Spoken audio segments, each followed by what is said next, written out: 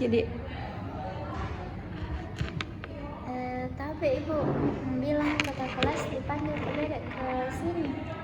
Betul, karena kata kelas yang rekomendasikan. Kan tadi kakak bertanya di kelasnya siapa yang mau ikut atau yang pernah mengikuti layanan konseling individual. Nah terus ketua kelas itu rekomendasikan Ki untuk kita untuk kakak konseling seperti itu. Sebenarnya alangkah lebih baiknya kita perkenalan dulu deh. Iya ibu, perkenalkan namaku Salsabila. Salsabila. Iya. Kalau kakak, sebelumnya siapa namanya kakak? Kakak Elsa. Betul, Kak Elsa, karena pernah dulu mengadakan layanan klasikal di kelasnya dia. Iya bu. Panggil kakak saja. Nah, kakak ingin tahu, berarti kalau pernah melakukan konseling individual sudah tahu apa itu konseling individual? Kemarin pernah sama Ibu Yayan, Kak. Pernah sama Ibu Yayan? Iya. Sudah dijelaskan apa asas-asasnya dalam konseling? Asas konseling yang kuingat itu Ibu Yayan bilang kalau kita punya masalah tidak bakalan ditagi sama teman-teman, Kak. Iya betul sekali. Nah jadi kakak jelaskan lagi, jelaskan kembali apa itu asas-asas dalam konseling individual. Yang pertama yaitu adalah asas kerahasiaan, di mana betul-betul adik secara sukarela untuk mengungkapkan apa yang dirasakan tanpa berpikir kalau permasalahan adik itu dapat tersebar. Jadi betul-betul antara saya dengan adik saja yang tahu. Terus yang kedua itu ada asas keterbukaan. Jadi adik secara sukarela terbuka tentang permasalahan yang adik rasakan tanpa ada yang disembunyikan atau ditutup-tutupi. Nah terus kesukarelaan, contoh seperti sekarang ini adik datang ke sini secara sukarela tanpa keterpaksaan oleh pihak siapapun. Seperti itu. Iya Kak. Kira-kira kita akan mengadakan layanan konseling ini sekitar 45 menit. Bagaimana? Setuju? Setuju Kak. Oke. Apa ini yang pengen kakak ketahui atau pengen adik ceritakan yang mengganggu perasaan adik, mengganggu pikiran, yang tidak buat Ki nyaman? Itu Kak, kan dari awal masuk Kak di sini di sekolah, karena di kelas 74 Kak.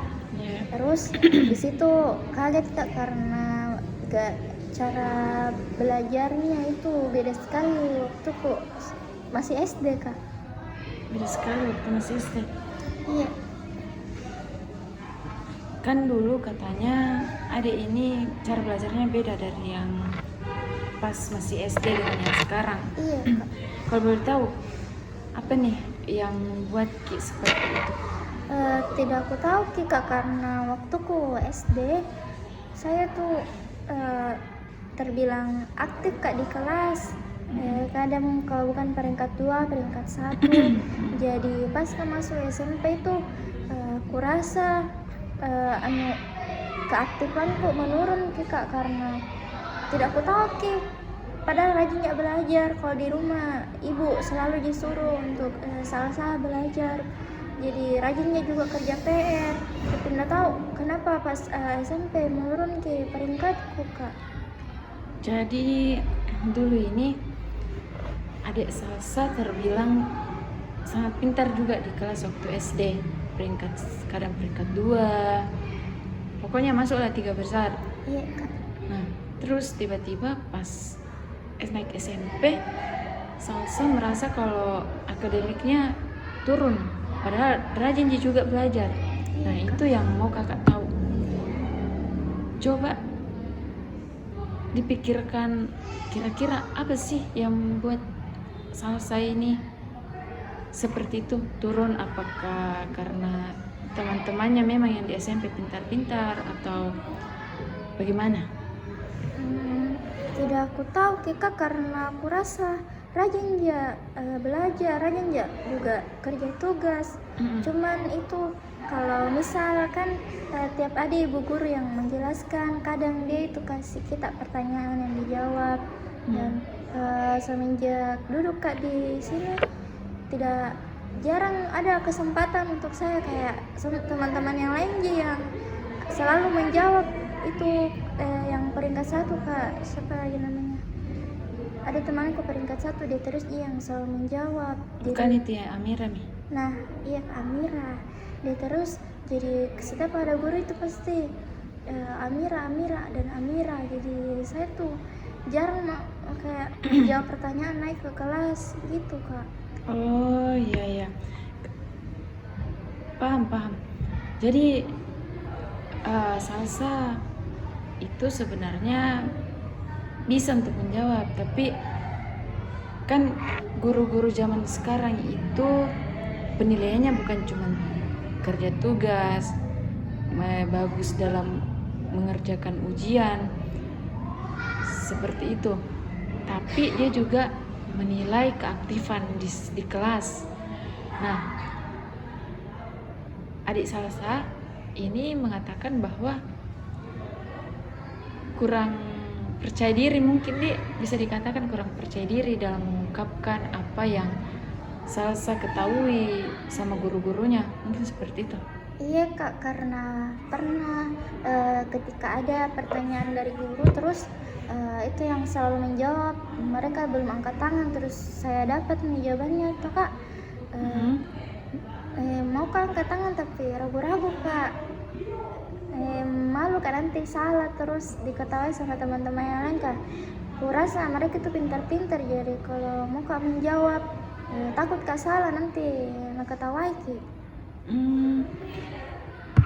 Bisa ibu ini katakan kira-kira betul itu kalau Salsa ini kurang percaya diri karena kurang berani untuk tampil, nanti teman-teman ada yang ketawai Ki, ada apa kayak pokoknya takut salah, takut disalahkan, lebih tepatnya begitu, karena kurang kepercayaan, kurang berani dalam diri. Iya Kak. Nah, baik, di sini kakak ingin mengajak untuk menceritakan cerita ke Salsa. Iya Kak. Boleh ini didengar ceritanya kakak. Nah, ini ada ceritanya kakak seperti ini.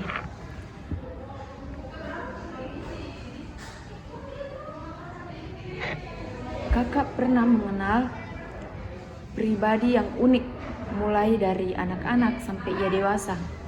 Pada saat jadi anak, ia luar biasa pemalu, minder stadium akhir lah bisa dikatakan seperti itu. Nah, Salsa tahu, ia sampai kelas 3 SMP kalau ada acara apapun selalu duduknya harus dengan bapaknya. Bisanya itu? Harus dengan bapaknya. Ia kalau disuruh nyanyi di depan kelas, lagu belum selesai ia sudah lari ke belakang, atau bahkan kadang sama sekali tidak mau menyanyi. Ia juga minder karena lahir dari keluarga yang tidak miskin tapi tidak juga sederhana. Orang tuanya berharap ia ramah kepada siapapun, terutama kepada guru-gurunya atau teman-teman orang tuanya, untuk selalu menyapa. Tapi boro-boro yang menyapa, ia selalu menundukkan kepalanya karena grogi dan malu. Suatu hari, entah keajaiban apa, ia membaca cerita tentang seorang petani yang menemukan telur burung Raja Wali, dan setelah membaca cerita ini, keajaiban mulai terjadi dalam hidupnya. Ia mulai tercerahkan, ia mulai bangkit, kesadaran baru ada padanya. Hari demi hari ia terus membangun dirinya. Ia memiliki gambaran yang jelas tentang pribadinya di masa depan, dan ia melakukan pengulangan kata-kata yang pada awal itu belum terlalu mengerti apa yang akan terjadi, namun ia selalu mengucapkan kata-kata itu pada siang dan malam, pagi, sore, dan pada setiap waktu kata-kata itu diucapkan, baik pada saat ia feel good atau bad mood. Nah, terus beberapa tahun kemudian ayahnya sangat kaget dong. Pasti kaget kan? Ya. Ayahnya, karena anaknya ini yang biasanya ia dulu pemalu, tiba-tiba meminta dirinya berbicara di pertemuan besar di kampungnya. Semua kaget, semua melongo. Ia yang dulunya super pemalu sekarang demikian penuh percaya diri dan penuh karisma. Hari demi hari, tahun demi tahun, pria kampung ini terus bertumbuh, membangun diri menjadi pribadi yang semakin percaya diri dan semakin karismatik. Dan ia akhirnya menjadi spesialis terapi percaya diri nomor 1 di Indonesia. Wow. Ia juga telah berbicara kepada ribuan orang, mengajar dan mendidik banyak orang dari kalangan biasa sampai para pejabat tinggi. Sampai pejabat tinggi loh ini, Dek. Nah, bahkan para raja baik dari seluruh Indonesia maupun dari berbagai negara di dunia.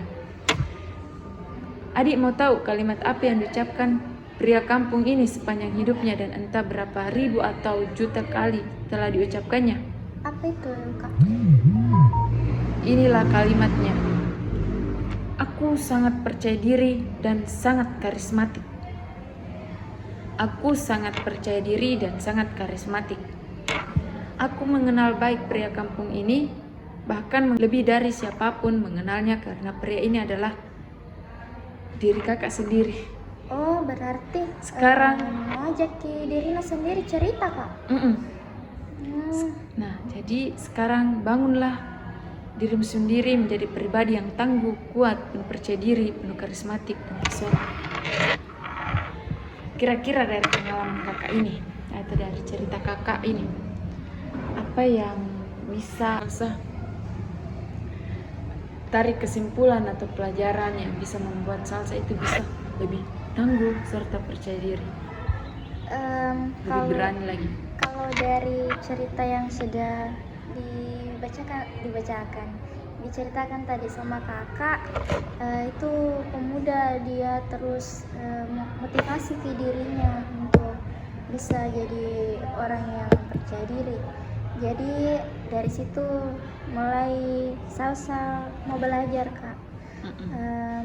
Pertama-tama mau yakinkan dirinya Salsa dulu kalau Salsa itu bisa kayak teman-teman yang lain.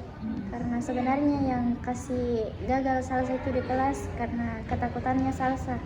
Jadi dari sekarang itu mungkin seperti yang ceritanya kakak tadi, mulai dari awal terlebih dahulu Salsa yakinkan dirinya Salsa kalau Salsa itu bisa. Wah, keren sekali. Betul. Kakak kayak kagum dengan pemahaman dari Salsa serta apa yang ingin Salsa lakukan. Berarti Salsa paham betul dengan cerita yang kakak tadi sampaikan. Ini luar biasa sekali. Itu yang bikin kakak kayak, wow, Salsa ini paham betul sekali apa yang kakak sampaikan tadi dari cerita-cerita kakak, dan Salsa bisa pahami bahwa Salsa harus meyakinkan diri sendiri dulu. Terus habis meyakinkan diri sendiri, Salsa harus bisa lebih berani untuk percaya diri. Karena pernah juga Salsa curhat sama ibu di rumah. Ibu, kenapa begini? Jadi ibu itu bilang kalau segala sesuatu itu dimulai dari dalam diri dulu. Betul. Semua sesuatu itu dimulai dari diri sendiri dulu. Jadi sekarang ini kira-kira apakah Salsa bisa menerapkan itu? Karena ceritanya tadi Kak Elsa sangat memotivasi, karena dia itu orang yang awalnya selalu duduk sama bapaknya tapi ujung-ujungnya jadi pembicara nomor 1. Kayaknya Salsa harus coba deh. Betul. Nah, baik, mungkin sudah cukup waktunya.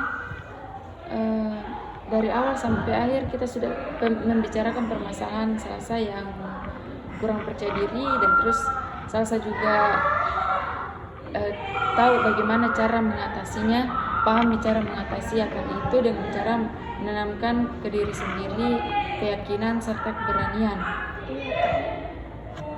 Nah, saya sudah cukup untuk hari ini. Boleh Salsa kembali ke kelasnya karena sudah pergantian jam juga, gurunya mau masuk. Jika masih ada nanti yang ingin disampaikan, boleh Salsa datang lagi temui kakak. Boleh datang ke sini atau hubungi kakak lewat WA. Nanti kakak kasih WA-nya kakak, jadi bisa sharing. Oke, silakan kembali ke kelasnya. selamat mengerjakan tugas. Semoga bisa lebih berani lagi tampil di mana saja. Terima kasih Kak Elsa. Oke.